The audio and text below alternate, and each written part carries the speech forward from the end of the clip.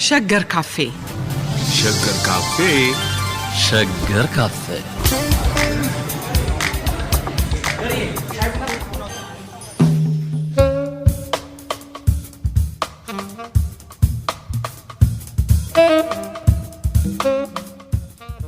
የዛሬው ውይይት የሚያተኩረው የፋሺስት ኢጣሊያ ወረራን ለመመከት በተለያዩ መስኮች የተደረጉ እንቅስቃሴዎችን በዳያሎጂካል የታሪክ ምርመራ ማዕቀፍ በተለይ በሞቢላይዜሽን እንቅስቃሴው ምን ይመስል እንደነበረ ምንስ መልክ እንደነበረው ማማንን ሞቢላይዝ አደረገ በሚሉት ጉዳዮች ላይ ይሆናል። አድማጮቻችን ዶክተር ተካልኝ ወልደማርያም ከዚህ ከሸገር ስቱዲዮ፣ ዶክተር ዮናስ አሽኔ በበይነመረብ ከኛ ጋር ናቸው። ሁለታችሁንም ከልብ አመሰግናለሁ ስለተገናኘን። እኔም አመሰግናለሁ።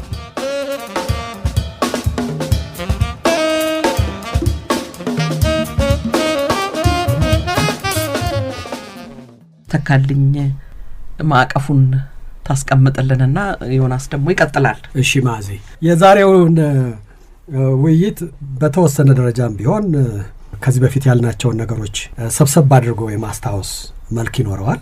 በሌላ በኩል ደግሞ በቀደም ለታ ዮናስ ስለ ይሄ ጦርነቱ የግድ ያላቸውን የአሰላለፎችና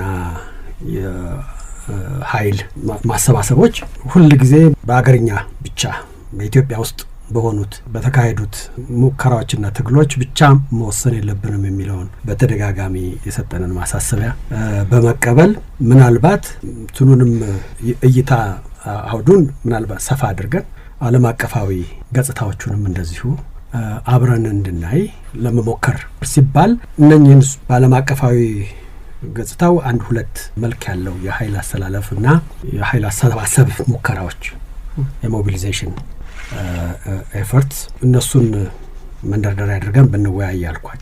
አንደኛው በዲፕሎማሲው ረገድ የኢትዮጵያ መንግስት ከዋናው ተቀናቃኙ ከጣሊያን መንግስት ጋራ በተለያዩ ዓለም አቀፋዊ አውዶች ተቋማት ውስጥ የነበረውን እዛ ውስጥ የኃይል ማሰባሰብ ተቃራኒውን ወገን ለመከላከል ያደረጋቸውን ክርክሮችና ሙግቶች በተመለከተ በዛ ብንል፣ ሁለተኛው ዮናስ ብዙ ጊዜ ሲያሳስበን እንደነበረው በዚህ ጊዜ በዚህ ወቅት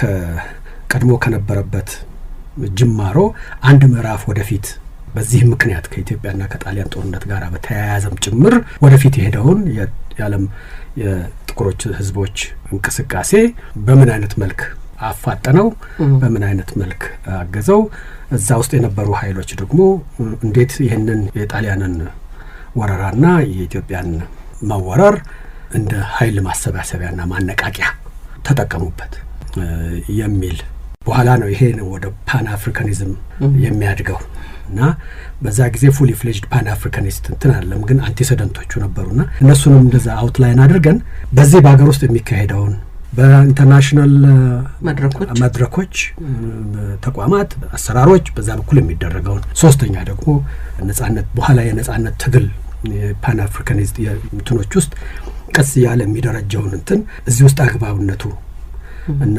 የኢትዮጵያና የጣሊያን ጦርነት እዚህ ውስጥ አግባብነቱ ሞቢላይዚንግ እንደ ኃይል ማሰባሰቢያ እንደገና ራስን የማጠናከሪያ ነገር ሆኖ እንዴት ገባ የሚለውንም እነኚህን ሶስቱን የውይይት መድረኮች እና የክርክር መድረኮች እና የትግል መድረኮች በደንብ እንድንረዳቸው የሚያስችሉን ዋና ዋና ብለን ብንይዛቸው ይጠቅማሉ የምንላቸውን ነገሮች አስቀምጠን እነሱን እንደ ማዕቀፍ ይዘን ወደ በተወሰነ ደረጃ የጀመርነው ውይይት አለ ኢትዮጵያ ውስጥ ሞቢላይዝ ለማድረግ የተደረገው ነገር፣ እሱንም እንደዚሁ አስታውሰን ከዛ ወደዚህ ወደ ዓለም አቀፋዊ መድረክ በተለይ አጼ ኃይለ ሥላሴ በጄኔቫ ካደረጉት ንግግር እሱን እንደ አይነተኛ የውይይታችን ማጠንጠኛ አድርገን ይዘን ሄደን እንድናይ እና ደግሞ መጨረሻ ላይ ምናልባት ከኔ በበለጠ ዮናስ እነዚህን የፓን አፍሪካኒዝም የቀደሙ ጅማሬዎችና የበኋላ ውጤቶችንም በሚያማክል መልክ ያን ጊዜ የነበረው ሞቢላይዜሽን እንዴት ጠቀመ፣ ምን ፍሬ አፈራ የሚለውን ነገር ይዞ ይገባበታል ብዬ አሰብኩ። በዚህ ማዕቀፍ ከተስማማን ምንድናቸው ዋና ዋናዎቹ ነገሮች ይዘን ብንል እንችላለን ብዬ ነው። ዮናስ ከተስማማ ዮናስ? አዎ በጣም ጥሩ ነው።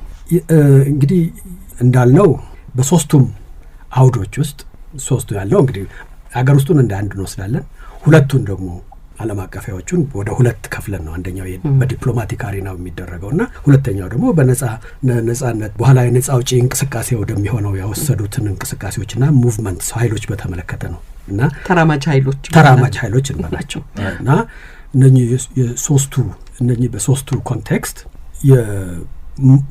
የሞቢላይዝ የኃይል ማሰባሰብ ሙከራዎች በሁሉም በተለያየ መልክም ይሁን እንጂ በሁሉም ውስጥ የሚታዩት ዝንባሌዎች፣ አካሄዶች፣ አዝማሚያዎች ምንድን ናቸው ብለን ብንጠይቅ ለእኔ የታዩኝ አሁን ምናልባት ዮናስም አንቺም ጨምሩበት ትችላላችሁ 5 መሰረታዊ ነጥቦች ናቸው። እነዚህን እንዳልኩት በተደጋጋሚ ከዚህም በፊት የቀደመው በአድዋ ጦርነት የተጠናቀቀው የኢትዮጵያና የጣሊያን ትግል ወቅትም እንደዚሁ የኢትዮጵያ መንግስት ሞቢላይዝ ለማድረግ የዳግማዊ አፄ ምኒልክ መንግስት ሞቢላይዝ ለማድረግ ህዝቡን ለማነሳሳት፣ ለማሰባሰብ፣ ለማሰለፍ የተጠቀመባቸው እና ደግሞ በዛም ምክንያት እንዲሰባሰቡ፣ እንዲሰለፉ፣ እንዲያግዙ፣ እንዲታገሉ የሚጠሩት አካላት እና የነሱ ጥቅሞች ደግሞ እንዴት እንደታሰቡ ብዙ የተነጋገርንበት ነገር ስለነበረ ብዙ ነገር እንግዳ የሚሆን አይመስለኝም። ግን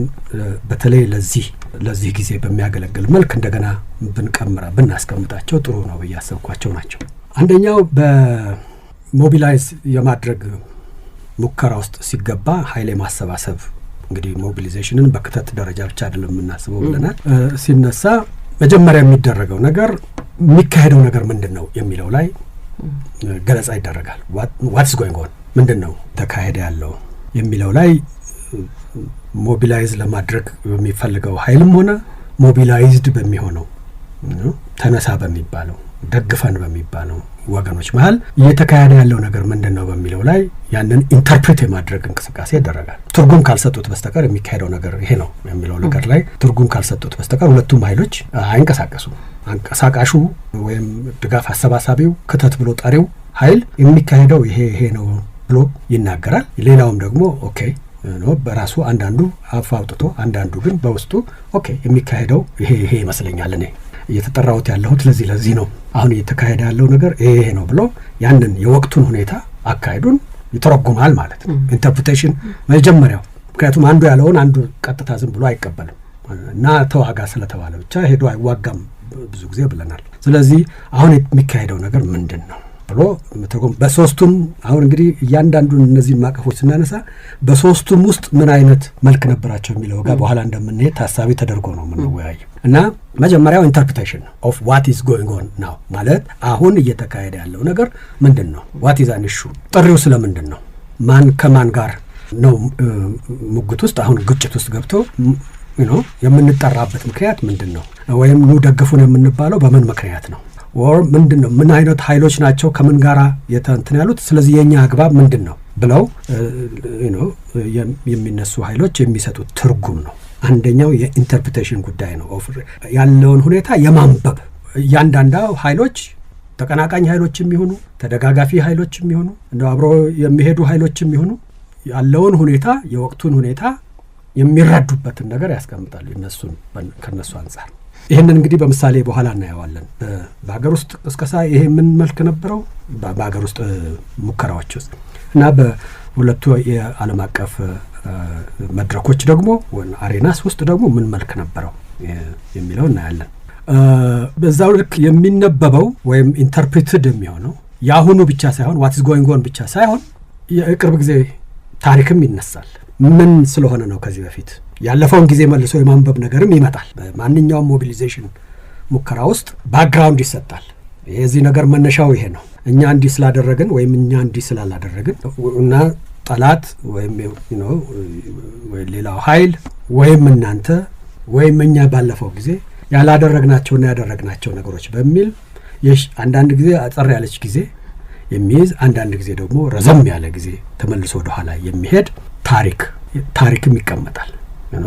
አሁን በኋላ እንደምናየው በጣሊያን ከዚህም በፊት ማስተናል አክቹአሊ የኢትዮጵያ ሕዝብ እንደገና ለትግል ሲጠራ የሚነገረው የቅርብ ጊዜና የሩቁ የኢትዮጵያ ታሪክ አለ። እና ቢያንስ እዛ ጊዜ በሰፊውና በረጅሙ ትተነተን የነበረው የአድዋው ጊዜ ገድል ነው። የአባቶቻችን እንዲህ አድርገው ከዚህም በፊት የደረሰብን እንትን ነው የሚለው አለ። የጣሊያን መንግስት በቀለኝነትና ሂሳብን በማወራረድ በዛሬ ቋንቋ ነው የመጣው የሚለው አለ። በቅርብ ጊዜ ወዲህ ደግሞ የኢትዮጵያ መንግስት ምን ሲሞክር እንደነበረ ይናገራል።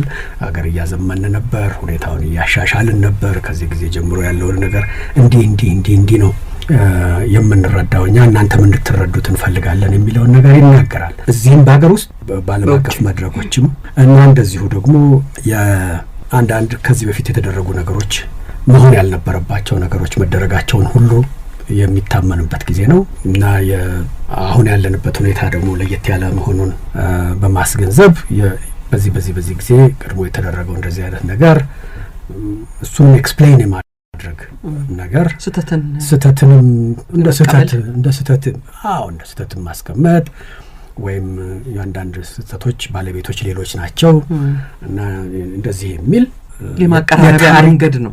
ግን ያንን የሚያደርጉት ታሪኩን የዚህ አጭር ጊዜውም ሆነ ረጅም ጊዜውን ታሪክ እንደገና በመተረክ ነው እና ብዙ ጊዜ ቢያንስ ከዳግማዊ አጼ ምኒልክ ዘመን ጀምሮ ወዲህ ያሉትን ነገሮች ለኢትዮጵያውያን አድማጮችም ሆነ ለዓለም አቀፍ አድማጮች ለጠላትም ለወዳጅም ያንን ሪኢንተርፕሬት ተደርጎ የሚቀርብበት ጊዜ ነው። ስለዚህ የመጀመሪያው ንባቢያችን መሆን ያለበት ዛሬ እንዴት ይተረጎማል፣ ትላንትናስ እንዴት ይተረጎማል። በዚህ ጊዜ ኢን ዘ ሰርቪስ ኦፍ ሞቢላይዜሽን ለማነሳሳት መጀመሪያ የሚደረገው ነገር ዛሬ ያለነው እዚህ ላይ ነው። የተፋጠጡት ኃይሎች እነዚህ ናቸው እና ከዚህ በኋላ ከዚህ በፊት እንዲህ ሆኗል፣ እነሱም እንዲህ አድርገውናል፣ እኛ እንዲህ አድርገናል። በዓለም አቀፉም ኮንቴክስት የጣሊያን መንገድ ይሄ ነበር፣ ከረጅም ጊዜ ወዲህ እንዲህ ከቅርብ ጊዜ ወዲህ ደግሞ እንዲህ አድርገናል የሚል የኢንተርፕሪቴሽን ኦፍ ዘ ኒር ፓስት ማለት የቅርብ ጊዜውን ታሪክ በአንድ አይነት ንባቤ የማቅረብ አካሄድ አለበት እና የመጀመሪያው እንግዲህ ምንድን ነው በተለያየ ቦታና ሁኔታ ውስጥ ያሉ እነዚህ ኃይሎች እንዴት ነው ዛሬንና ትላንትን የሚያነቡት የሚል ነው። ስለዚህ አንዱ መንደርደሪያችን የሚሆነው ይሄ ነው። በሁሉም ውስጥ የትላንት ንባቤና የዛሬ ንባቤ አለበት በሁሉም ኮንቴክስት እና የውይይታችን አንዱ አምድ እሱ ነው። ሁለተኛው የቋንቋ ነው። የቋንቋ አጠቃቀሙ በጣም ለዚህ ሞቢላይዜሽን በጣም ኪ ፕሪኦኩፔሽን ዋና አጀንዳ በሚሆንበት ጊዜ ማነሳሳት፣ ማሰለፍ፣ ኃይል ማሰባሰብ ዋናው ርዕሰ ጉዳይ በሚሆንበት ጊዜ የተለያዩ አካላት በተቃርኖ የቆሙም ሆኑ በመደጋገፍ እንዲቆሙ የሚጠየቁት አካላት የሚጠቀሙበት ቋንቋ፣ የንግግር የዲስኩር ዘይቤ ለየት ያለ ነው የሚሆነው እና ብዙዎቹ በዚህ ጊዜ በተለይ ኃይሉ ድጋፍ እንዲሰጥ የሚጠየቀው ኃይል እንዲበረታታ የሚያደርጉ አካታችነት ያላቸው አኮሞዴሽኒስት የሆኑ ቋንቋዎች ይመጣሉ። አንዳንድ የማይባሉ ነገሮች ይኖራሉ፣ ይተዋሉ። እነሱ ደሊብሬትሊ ነው ሆን ተብለው አቮይደድ የሚሆኑ አገላለጾች፣ ቋንቋ አጠቃቀሞች፣ አባባሎች፣ የፍረጃ አይነቶች አሉ እና ቋንቋውም ለዛ ጊዜ በሚመጥል መልክ የሚያሰባስብ እንዲሆን በትጋት ነው የሚሰራው በዚህ ጊዜ። እነዚህ አሁንም በሶስቱ ማውዶች ውስጥ እናየዋለን ይህንን ብዬ አስባለሁ። አኮሞዴት የሚያደርግ ወይም አንዳንድ ቆንጣጭ የሆኑ ወይም ምሬት የሚያስከትሉ አይነት ሁኔታዎችን ትንሽ ለጊዜው ተወት ማድረግ ብቻ ሳይሆን ልክ በዛው ልክ ደግሞ ቋንቋው ወደፊትን የሚያሳይ ፕሮሚሰሪ የሆነ ነገር አለው፣ ፕሮሚሲንግ ላንጉዌጅ አለው ነው። ከዚህ ካሁን ካለው ፈተና ካለው ችግር አብረን ቆመን ከወጣን ካለፍን ወይም አሁን ባለው ሁኔታ የምትደግፉን የምታግዙን አቅም የምትሰጡን ከሆነ ይሄ ነገር ሲያልቅ ልትጠብቁ የምትችሉት የሚታየን የነጻነት፣ የእድገት፣ የአብሮነት እንደዚሁ ራዕይ ተብሎ እንደ ቪዥን ይሰጣል። ወይም ደግሞ የሆነ የሚጠበቅ ነገር ተስፋ የሚጠበቅም ነገር አንዳንዴ በዲማንድ መልክ አሁን አፄ ኃይለሥላሴ ምንድን ነበር እዛ የሚጠይቁት? ምን ውጤት እንዲያመጣ ነበረ ሄደው ሲናገሩ የሚጠብቁት አውትካም ምንድን ነው? እና በቋንቋ ውስጥ በዛ በንግግር ውስጥ በዛ በዲስኩር ውስጥ ምንድን ነበር የሚጠበቀው? ምንድን ነበር የሚጠየቀው? እና እሳቸው የጠየቁት ነገር በምን መልክ ቢሟላ ነው ጥሩ ብለው የሚጠብቁት የሚለውን ነገር ያመጣልና ፕሮሚሰሪ ነገር አለው ወይ ኤክስፔክትድ አውትካም ኦፍ ዲስ የሚጠበቀው ውጤት ምንድነው? ዮናስም በኋላ ልጨምርበት ይችላል። በዚህ አንቲሲደንት በፓን አፍሪካን ሙቭመንት የቀደሙ ገጽታዎች እኔ በዚህ ሙቭመንት ውስጥ 3 ምዕራፎች ያለው ቢያንስ ዮናስ በኋላ ይደግፈናል ያብራራዋል። አንደኛው ይሄ የጥቁር ህዝቦች እንቅስቃሴ በተለይ ዘረኝነትና ከባርነት ተከትሎ የመጡትን የመድሎ ሁኔታዎች የሚሞግተው በኋላ የአሜሪካን ሲቪል ራይትስ ትግል ተብሎ የሚታየው አይነት እንትን አለው። ከዛ እሱ ወደ ሁለተኛ ምዕራፉ ዓለም አቀፋዊ የጥቁር ህዝቦች እና ሌሎች እንደዚሁ የተጨቆኑ ህዝቦች አብሮ የመሰለፍ እንቅስቃሴ ምዕራፍ ይሆናል። ሶስተኛ ደግሞ በኋላ ማቹር ሲያደርግ ወደ ነጻ የማውጣት ጸረ ኮሎኒያሊስት ጸረ ቅኝ አገዛዝ እንቅስቃሴ ይሆናል እና 3 ምዕራፎች አሉት ብዬ ነው ማስበው። ልታረም ግን እችላለሁ ዮኒ እንዳል እና እዛ ውስጥ ሞቢላይዝ የሚያደርጉ ሰዎች የሚጠቀሙበት ቋንቋ ወይም የሚያዩት ራዕይ ምንድን ነው? ትግላቸው ምን ውጤት ሊያመጣ ስለሚፈልጉ ነው? በምን አይነት እንደራጅ የሚሉት፣ በምን አይነት እንተባበር የሚሉት፣ በምን አይነት እንንቀሳቀስ የሚሉት ምን ውጤት ለማምጣት ነው ብለው ያስባሉ የሚለው ይሄ የቋንቋው ራሱ እነኚህ አይነት ነገሮች አሉት። የሚባሉ ነገሮች አሉ፣ የማይባሉ ነገሮች አሉ፣ የሚተኮርባቸው ነገሮች አሉ፣ የማይተኮርባቸው ነገሮች አሉ እና በዛው ልክ ደግሞ እንደዚሁ ተስፋንና በጎ አውትካምን ወይም ደግሞ የሚጠቅም አውትካም የሚጠቅም ውጤት እንዲያመጡ የሚነገሩ ቋንቋዎችና አገላለጾች አሉ። ስለዚህ በሁለተኛው እኔ እንደሚመስለኝ የዚህ የሞቢሊዜሽን ሙከራዎች በየቦታው ሲደረጉ ሁለተኛው በአንክሮ ልናየው የሚገባው ነገር ይሄ የቋንቋው ጉዳይ ነው። የዲስኮርሱ አንዳንድ ቦታ ላይ የቶን ነው፣ አንዳንድ ቦታው ላይ በጥንቃቄ ቃላትንና አባባሎችን አገላለጾችን የመውሰድ ነው። አንዳንድ ቦታ ላይ ደግሞ የተስፋ ቋንቋን መናገር ነው። ሶስተኛው እንደሚመስለኝ በዚህ ጊዜ ወደፊት የሚመጡ እና የሚቀነቀኑ እሴቶች በሁሉም ደረጃ በተደጋጋሚ የሚነገሩ እሴቶች አሉ በተለያየ ደረጃ። ለምሳሌ የእኩልነት፣ የወንድማማችነት ወይም የህግ የበላይነት ወይም የሰለጠነ አካሄድ ወይም ከሰለጠነ ሰው ባህሪና አሰራር በተቃርኖ የሚቆሙ ድርጊቶችና አስተሳሰቦች፣ መስዋዕትነት ሊሆን ይችላል፣ አርበኝነት ሊሆን ይችላል፣ ትብብር፣ አንድነት ሊሆን ይችላል። አንዳንድ ቦታ ላይ እምነት ሊሆን ይችላል። እምነትን በፈጣሪ እምነት ማድረግ አለ። ፈጣሪ ኃይላችን ፈጣሪ አምላክ ነው፣ በሱ እንተማመናለን፣ የሱ ድጋፍ አለን የሚል አለ። ብዙ አይነት ትኖች ይኖራሉ። ከዛው ልክ ደግሞ ይሄ ኃላፊነት ኦብሊጌሽንስ እንደ የሆነም እንደምታውቀው የህግ ኦብሊጌሽን አለ። በኢንተርናሽናል ኮንቴክስት ለምሳሌ ከሊግና ከምዕራባውያን ከአባላቱ ጋር በሚደረገው ንግግር ኃላፊነት አለብን፣ የፈረምነው ህግ ነው፣ ይህንን የማስፈጸም የሚል የኃላፊነት እንደ ህግ ኃላፊነት አለ። የሞራል ኃላፊነትም እንዲህ ነገር ሲደረግ ይህንን መቼስ ቁጭ ብለን ልናይ አይደለም የሚል አለ እና እንደዚህ አይነት ከተቋማትም ከግለሰቦችም ከስብስቦችም የሚጠበቁ የእሴቶች የሞራሊ የማናችንንም ህሊና ሊጎዱ ወይም ማንኛውም በጎ ህሊና የማይቀበላቸው ድርጊቶች ተብሎ የሚባሉትን ነገሮች ሃይላይት የማድረግ ነገር አለ እና ግን ከሁሉም ሌሎች እሴቶች የበለጠ ደግሞ ለዚህ ጊዜ በተለይ ገነው ሊወጡ ይገባቸዋል የሚባሉ እሴቶች አሉ። ድም እንዳልኩት እንደ የሀገር ወዳድነት፣ ለሀገር መሞት፣ ክብር፣ እነዚህ በቀደም ያነሳናቸው አሉ። እነዚህ ሁሉ እንደ ቫሊዩስ ገነው የሚወጡበት ጊዜ ነው። በሁሉም ኮንቴክስት ውስጥ አሁን እነዚህ እሴቶች አሉ በሶስቱም የትግል አውዶች ውስጥ። ሶስተኛው በትኩረት ብናየው ጥሩ ነው የሚለው ወደፊት የሚመጡት እሴቶች እና የሚቀናቀኑበት ደረጃና ጥንካሬ ምንድን ነው ብለን እነሱን ብናይ ጥሩ ነው እላለሁ። አራተኛው አመዳደብ ነው። የኃይሎች አመዳደብ ነው። ወደዚህ ወደ ኃይሎች አመዳደብ ከመግባት በፊት በዚህ ከእሴቱ ጋር ያለን እሴቶቹ ብዙ ጊዜ የሚጠቀሱት ጥሩ ናቸው በሚል ብቻ አይደለም፣ ስለመጣሳቸውን በመናገር ነው።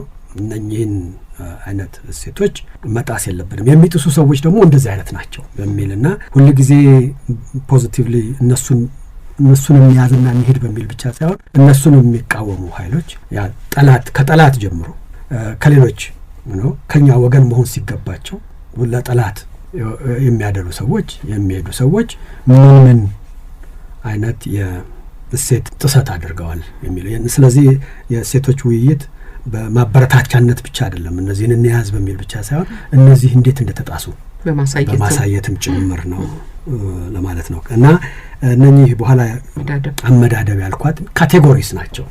አሁን ኃይሎቹ አንዱን ራሱንም በሚገልጽበት ጊዜ ተቃራኒውንም ወገን በሚገልጽበት ጊዜ ይመድባቸዋል። ተለያዩ ወይም እንዲደግፉት የሚፈልጋቸውንም ኃይሎች ሁሉ በአዲስ ሰልፍን በአዲስ ካቴጎሪ አንዳንዴ ያስቀምጣቸዋል እና የተለያየ አይነት መልክ ይይዛል። አሁን በኋላ ዮናስ በደንብ ይገባበታል። አሁን በዓለም አቀፍ ኮንቴክስት ውስጥ በተለይ በሊግ ኦፍ ኔሽንስ ኮንቴክስት ውስጥ ክርክር ሲደረግ ንግግሩ በኢትዮጵያና በጣሊያን ብቻ ሳይሆን አባል ሀገሮች የዚህ የዓለም ማህበር አባል አገር እና ሌላ የዓለም ማህበር አገር ሁለት ናቸው የሚጣሉት፣ ጣሊያንና ኢትዮጵያ ብቻ በሚል በነጠላ ሳይሆን የዓለም ማህበር አገራት ምን ማለት ነው የፈረሙት ውል ምን ማለት ነው ውሉ ሲጣስ የሚሰጡት መልስ እና የኢትዮጵያ የዓለም አገራት ማህበር አባል ስትሆንና ከሆነች በኋላ እና ከመሆኗ በፊት ልትጠብቃቸው የሚገቡት ነገሮች ምንድን ናቸው?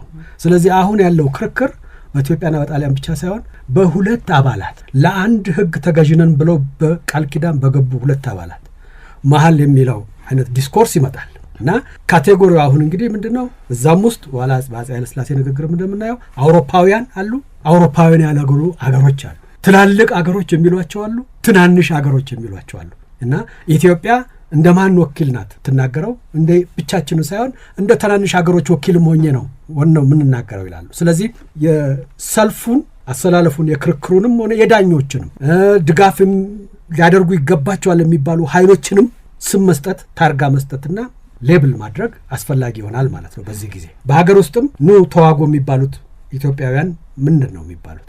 የሸዋ ሰውና ይባላል፣ የጎጃም ሰውና ይባላል ወይስ የኢትዮጵያ ተወላጆች ሁላችሁ ነው ይባላል? ስለዚህ አዲስ ካቴጎራይዜሽን አስፈላጊ ይሆናል ማለት ነው እና በዚህ በዓለም አቀፍ የጥቁር ህዝቦች እንቅስቃሴም ኮንቴክስት ውስጥ የኢትዮጵያን መወረር የጣሊያንን ግፈኝነት በመኮንንና ለዛ እንንቀሳቀስ ሲባል ማን ነው አንድ ላይ መንቀሳቀስ ያለብን ነው? በምንድን ነው አንድ የምንሆነው?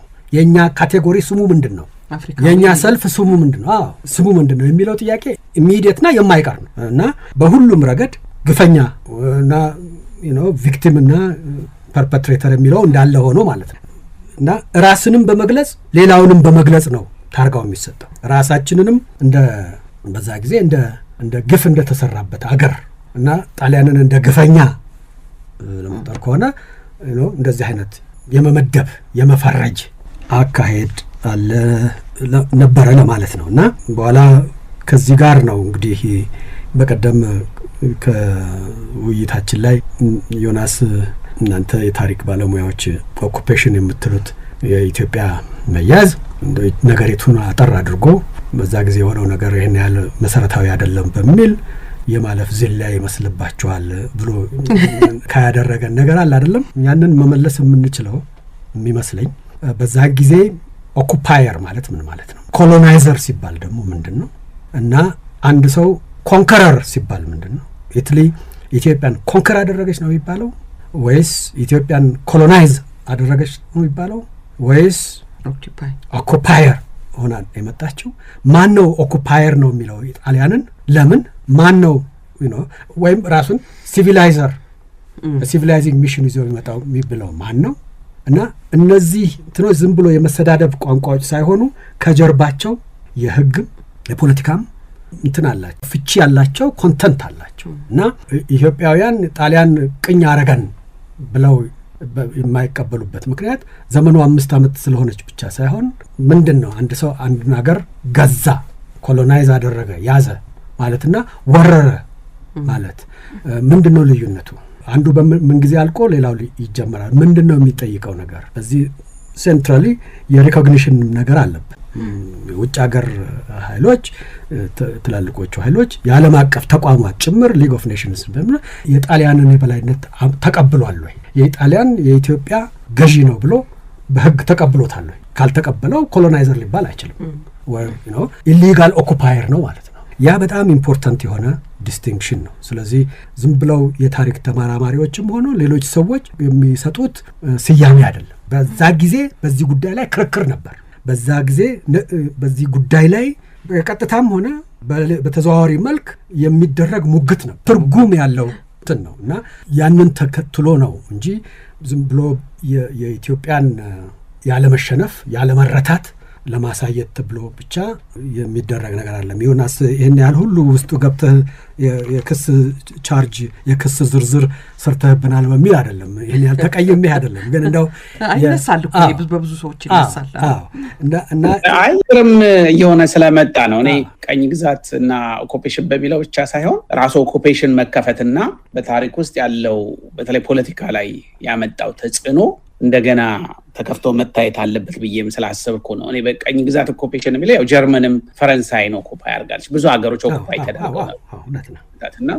ቀኝ ግዛትን በለው ማለቴ ሳይሆን የዘመናዊ የኢትዮጵያ ታሪክ ሲጻፍ ያቺ ለብቻ የሰሩ ሰዎች ባለፈው የጠቀስካቸው ሰዎች አሉ። ኦኩፔሽን የዛን ዘመን በአርበኝነቱ የጣሊያንን ማስተዳደር የተነተኑ የታሪክ ሰዎች ግን ዝም ብለን የዘመኑን ታሪክ ስንሰራ እሱን ኦኩፔሽን ነካ ተደርጎ ይታለፋል እንደ ብራኬት። ይሄ በአፍሪካም እንኳን ይሄኛው ኦኩፔሽኑ የአፍሪካን የቀኝ ግዛት አስተዳደሩን በቅንፍ አድርገው የሚያልፉ የአፍሪካ የታሪክ ጸሐፊዎችም አሉ። አጫይ አይነት ሰው የሪዮት ዓለም ክርክርም ስላለበት እንደው እሱን ለማንሳት ብዬ ነው እንጂ ለማውቃስ ብቻ እና እነዚህ እንግዲህ የካቴጎሪስ ስም የመሰጣጣት የመመዳደብ የኃይሎቹን ራስን ሰየም ተቀናቃኙን ኃይልም የመሰየም የሚለመነው ናግባ የሚባለውን ኃይል አዲስ ስያሜ ሰጥቶ የማስገባት አይነት የስያሜ አካሄዶች ነበሩበት ለማለት ነው በዚህ ጊዜ። እና በአራተኝነት ቢያዝ እንደ ውይይቱ ማሰቢያ ቢያዝ ጥሩ ይመስለኛል ለማለት ነው። በአምስተኛነት እና ምናልባት የመጨረሻው ቢያዝ ጥሩ የሚመስለኝ የድርድር ይሄ እንግዲህ የድርድር እድሎች የሚሰፉበት ጊዜ ነው። ሞቢላይዝ ለማድረግ የሚፈልገው ኃይል ለማሰባሰብ የሚንቀሳቀሰው ኃይልም ሆነ እና አግዝ ግባ ተሰለፍና አገልግል ተሰዋ የሚባለው አካላት ሁለቱ አንዱ አዛዥ አንዱ ሌላው ታዛዥ ብቻ ሆኖ አይደለም የሚሄደው።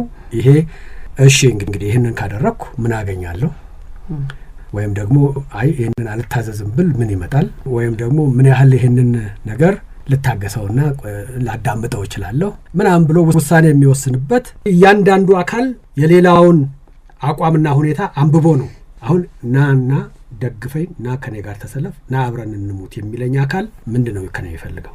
ያንን ለመስጠት እኔ ደግሞ ምንድነው ፈልገው? ምን ሲያደርገኝ ኖሯል ከዚህ በፊት? አሁን ና ሲለኝ በምን ተርምስ በምን ኮንዲሽን ለምን መጣ እኔ ጋስ ለምንድነው የሚጠራኝ? ኑ ደግፉኝ ሲል በእነኚህ በሶስቱ ማሪናዎች ኑ ደግፉኝ ሲል ምን ማለት ነው? ምን ስለቸገረው ነው? ምን ስላስቸገረው? ምን ስለጨነቀው ነው? አቅሙ ምን ያህል ሆኖ ነው የሚለው የአሰባሳቢ ሙከራ የሚያደርገውን ኃይል የማንበብ አቅሙን የመገምገም እና በዛ ውስጥ ደግሞ ኦኬ የኔ ጥቅም ምንድን ነው? ዜርፎር እንዴት አይነት ይህንን ሁኔታ በምን አይነት መልክ የአዳዲስ ግንኙነት ወይም እኔ ከዚህ በፊት የደረሱብኝ የሆኑት ነገሮች የሚስተካከሉበት አጋጣሚ ነው ብሎ ጊዜውን ያነባል እና አዲስ የድርድር አዲስ የንግግር ጊዜ ነው እና አጋጣሚ ነው እና ጥንካሬውንም ድክመቱንም በሁሉም ወገን ያለው ያያል እና ድጋፍ ሰጪውም ከጎን። ይሄ እንግዲህ በአገር ውስጥ ብቻ አይደለም እንዳልኳችሁ በዓለም አቀፍ መድረክም ነገሌ ደግፉኝ ሲባል በምን መነሻ ነው? እነዛ ኃይሎች ለምንድን ነው የሚደግፉኝ? እነዛም ኃይሎች ደግሞ ለምንድን ነው ይህንን ኃይል መደገፍ ያለብን ወይም መቃወም ያለብን ወይም ቢያንስ አለመቃወም የሚጠቅመን የትኛው ነው ይላሉ። ጣሊያንን መቃወም አሁን እዚህ ጉድ ፖለቲክስ አውሮፓ ውስጥ ማለት ነው። የለም ጸረ ፋሽስት ሰልፍ ማድረጉ ይጠቅመናል በዚህ ምክንያት ብለው የሚገቡ ኃይሎች አሉ እና በዓለም አቀፍ የጥቁር ህዝቦች እንቅስቃሴ ሂደት ውስጥ እንደዚሁ ኃይል አስተላለፍ የትብብር የድጋፍ እንቅስቃሴ በሚደረግበት ጊዜ ደጋፊዎቹ ማን ናቸው? ደጋፊዎቹ ለምን ብለው ይደግፋሉ? በምን ምክንያት ነው ሰዎች የሚጠሩት? ከዛ ከሰልፍ ውስጥ ምን ጥቅም ያገኛለን ብለው ያስባሉ የሚለውን ነገር ልብ ብለን ብንይዘው ጥሩ ይሆናል እና በሁሉም በሶስቱም ማዕቀፍ ውስጥ ሞቢሊዜሽን ሙከራ በሚደረግበት ጊዜ ሞቢላይዝድ የሚሆነውም ፎርስ ሞቢላይዝ ለማድረግ የሚሄደውም አካል ያንዱን ሁኔታ በተወሰነ ደረጃ አንዳንድ ኮንሴሽንስ ሰጥተው አንዳንድ ኮንሴሽንስ ጠይቀው ቢያንስ በተስፋ መልክ ፕሮሚስድ ቅድም እንዳልኩት የፕሮሚሰሪ ላንጉዌጅ ያለበት ዘመን ነው አላልኩም? ልክ በዛው አይነት የሚከፍቱት የድርድርና የሙግት እንኳን ባይሆን የድርድር ፖዚሽን እንትን ማለት ነው። በምን አሁን እርቅም ቢሆን የሚጠየቀው እንታረቅና እኛ የውስጥ ልዩነታችን እንደዚህ እንተውና እንደዚህ ወደዚህኛው እንሰለፍ ሲባል እሺ የእርቁ መሰረታዊያን ምንድን ናቸው? ምን ያህል ይሄ እርቅ እኔን ይረዳል፣ እኔን ያክማል፣ እኔን ይጠቅማል የሚለው ነገር ይነሳል። ስለዚህ ዝም ብሎ ተነሱ አብረን እንቆም ስለተባለ ብቻ በቋንቋ ብቻ ተገልጾ በዛ የሚቆም ነገር አይደለምና ሪኔጎሺዬሽን የኔጎሺዬሽን ስትራቴጂስ ፖዚሽንስ ምንድናቸው? በሞቢሊዜሽን ጊዜ አሉ በኋላ በሪስቶሬሽን ጊዜም ደግሞ ይመጡ አሉ። በኋላ ከጦርነቱም በኋላ የአፄ ኃይለ ሥላሴ መንግስት ተመልሶ ሲመጣ ዝም ብሎ ቀድሞ ወደ ነበረው ነገር ገብቶ በዛው የሚቀጥል አይሆንም። እንደገና ሪኔጎሺዬሽን ይሆናል። እንግዲህ የጦርነቱ ጊዜ የሆነውንም ጭምሮ ይህንንም በአድዋ ኮንቴክስት በተደጋጋሚ ብለነዋል እና እነዚህ አምስቱ ነጥቦች ምናልባት ለማሳጠር የወቅቱን ሁኔታ የማንበብ ሁኔታ፣ ለወቅቱ የሚመጥን ቋንቋን የማስቀመጥ ጉዳይ፣ የማሰብ ጉዳይ፣ ሶስተኛው የእሴቶች ጉዳይ፣ ጎልተው የሚወጡ እሴቶች በትችትም ሆነ በአድናቆት የሚገለጹበት የመመዳደብ ሁኔታ፣ የመሰያየም እና የመሰየም እና የኃይሎቹን የመግለጫ ያደረጃጀት አይነት አካሄድ እና መጨረሻ ላይ የድርድር አቋሞችና አካሄዶች እነዚህ በጣም ኢምፖርታንት ናቸው እና እነዚህ አምስቱ የትንታኔ ርዕሶች ይዘን ብንሄድ እነዚህ በሀገር ውስጥም ጣሊያንን ለመከላከል በተደረገው ሞቢሊዜሽን በኢትዮጵያውያን መሀል በተደረጉትም ጉዳዮች በዓለም አቀፍ መድረኮችም በኢትዮጵያና በጣሊያን እና በዓለም አቀፍ መድረኮች በዓለም አቀፍ ተቋማት በዓለም አቀፍ ሕጎች በዓለም አቀፍ አሰራሮች በዓለም አቀፍ አካላት እንትና በተጨማሪ ብዙ ጊዜ በዓለም አቀፍ አካላት ሲባል ብዙ ሰው ቶሎ ወደ ሊግ ኦፍ ኔሽንስ ብቻ ይሄዳል። የተለያዩ ሌሎች አካላት ሕጎች ማዕቀፎች እና ኮሚቴዎች ምናምን ሁሉ አሉ። በጎንም ያሉ በሊጉ ኮንቴክስቱ ውስጥ የነበሩ አካሄዶች አሉ። በነዛ ውስጥ በነዛ ባህል ያለውን ስናይ እና መጨረሻ ላይ ዮናስ ሁሉ ጊዜ የሚያሳስበን ይሄ የዓለም አቀፍ መጨረሻ ላይ የጥቁር ህዝቦች እንቅስቃሴና የጸረ ቅኝ አገዛዝ እንቅስቃሴ ሆኖ የሚጎለብተው ኃይል ደግሞ ወደ ፊት የሚመጣበት ጊዜ ስለሆነ ይሄ ጊዜ በዛ ኮንቴክስት ውስጥ ደግሞ የኢትዮጵያና የጣሊያን ጦርነት የጣሊያን ወረራ ምን ነገሮች ፋሲሊቴት አደረገ፣ እነማንን ቀሰቀሰ፣ እነማንን በዛ ሁኔታ ምክንያትና ያንን መነሻ በማድረግ እንዴት አድርገው ይህንን ትግል ይህንን እንቅስቃሴ አጎለበቱት እና ወደሚቀጥለው ምዕራፍ እንዲሸጋገር አደረጉት በሚለው ውስጥ እነኚህን ነገሮች ብናይ ጥሩ ጥቅም እናገኝበታለን የሚል ሀሳብ ይዤ ነው። ዮናስ ተጨማሪ አለ ወይስ? ማዕቀፎቹን ያሰብኳቸው እነዚህ ናቸው። ምናልባት አንተ የምትጨምረው ካለ? ምንም አንድ ሀሳብ ብቻ በሚቀጥለውም በደንብ እናወራበታለን። ልክ በቃ ቆንጆ ካለኝ አሁን መጨረሻ ላይ ሲለን ዓለም የሚለውን ጽንሰ ሀሳብ በዚህ ጊዜ የምንጠቀመው በራሱ በታሪክ አውድ ውስጥ የሚመጣና በጣም ህዝባዊም የሚሆን በጣም ሄጀሞኒክ የሚሆን ቃልም ነው። የዓለም ታሪክ፣ የዓለም ጦርነት፣ የዓለም ሊትሬቸር፣ የዓለም እየተባለ ዓለም የሚለው እሳቤ ገዢ የሆነ የኤምፓየሮች ዓለም የተለያየ ዓለሞች እና የዓለም ታሪክ የዓለም አቀፍ ግንኙነት የምንለው በዚህ በ20ዎቹ 30ዎቹ ላይ ጎልብቶ እየወጣ የሚመጣ ልክ በጣም ቆንጆ ዓለሞች ነው የገለጸን። ግን ይሄን ስንል ይዘነው የነበረውን ዋና መተንተኛ ከውስጥ ወደ ውጭ የሚለውን መተው ሳይሆን ዓለም ራሷ የምትተነተነው ከውስጥ ወደ ውጭ ነው። ሊግ ኦፍ ኔሽንስ ሲሄዱ፣ ጃፓን ሲሄዱ፣ አሜሪካ ሲሄዱ፣ አውሮፓ ሲሄዱ ኢትዮጵያውያን ዓለምን በምን ነበር የገለጹት? እየተረዱት እየተነተኑት የተሰራም ዓለም ስላልነበረ እየተሰራ እየተረበሸ እየፈረሰ እንደገና የሚሰራ ዓለም ውስጥ ኢትዮጵያ ራሷን ታገኝና በዛ ውስጥ ነው ዓለም የሚለውን ኢትዮጵያን በዓለም ላይ ኢትዮጵያ ኢን ዘ ወርልድ የምናየው በዚህ ዘመን በጣም ጎልቶ ነው። የኢትዮጵያም የውጭ ግንኙነት ዓለም በምንለው ጽንሰ ሐሳብ ውስጥ በደንብ ጎልተን በዘመናዊ የኢትዮጵያ ታሪክ ውስጥ የምናየው ከዚህ ዘመን ጀምሮ መሆኑን በደንብ ስድስተኛው ወይ በኔጎሽዬሽን በሞቢላይዜሽንም በጠቅላላ በፍልስፍናውም በቋንቋውም በእሳቤውም ዓለምን ኢትዮጵያን በዓለም ላይ ዓለምንም የምንተነትነው ኢትዮጵያን ከዓለም ሳይሆን የምንተነትነው ዓለምን ከኢትዮጵያ መንፈስና ከኢትዮጵያውያን ተዋናያን አንፃር ምን ይመስል ነበር፣ ያ መስተጋብር ምን ይመስል ነበር የሚለውን እነዚህ 5 ፍሬምወርኮች እናያለን ማለት ነው። የዛሬውን በዚሁ እንደመድማለን። አድማጮቻችን እንግዲህ ተከታዩ ውይይታችን ምን እንደሚመስል በዚሁ ላይ ተነስተን መጀመሪያ ከሀገርኛው ውስጥ ጋለው እንትን ከዛ ቀጥሎ ዓለም አቀፉ ይሄ በተለይ ሊግ ኦፍ ኔሽንስ ላይ የሳቸውን ንግግር እንደ ሴንተር ፒስ አድርገን ከነዚሁ መተንተኛ እንትኖች አንፃር ከዛ ደግሞ ዮናስ በተለይ ይሄ የጥቁር ህዝቦች እንቅስቃሴ ፓን አፍሪካኒዝም በሚያደርገው ጉዞ ውስጥ የዛን ጊዜ የኢትዮጵያን ሁኔታ ለብዙ ሰዎች አንቀሳቃሽ ነው የሆነው። የኢትዮጵያ መንግስትና ኢትዮጵያውያን አንቀሳቅሰውት አይደለም። ይሄ ካታላይዚንግ እንትን ነው። በጣም ነገሩን ቆሰቆሰው። የብዙ ሰዎች ምሬትና ንዴት እንትን ሆነ።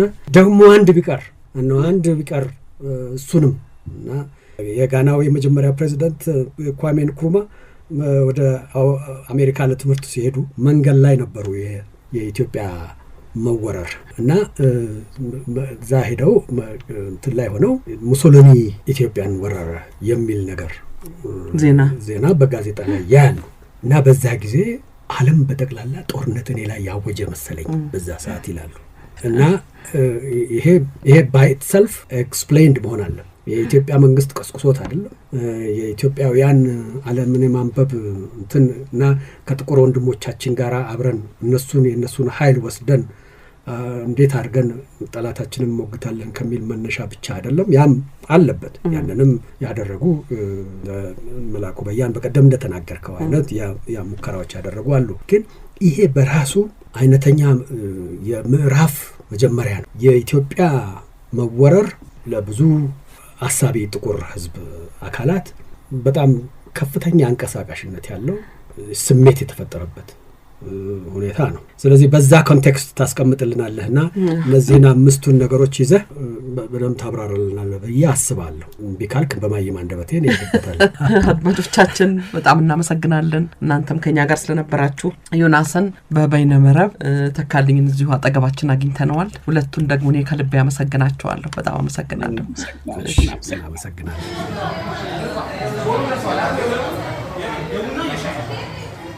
ሸገር ካፌ ሸገር